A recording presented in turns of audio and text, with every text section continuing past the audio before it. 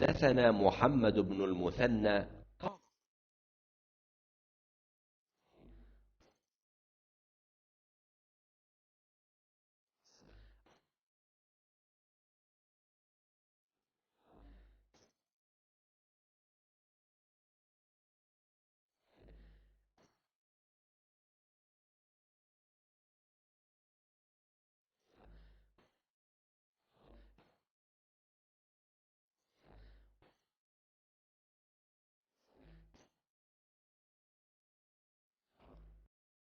नबी करीम सल्लल्लाहु अलैहि वसल्लम ने फरमाया, 3 खसलतें ऐसी हैं कि जिसमें ये पैदा हो जाएं, उसने ईमान की मिठास को पा लिया।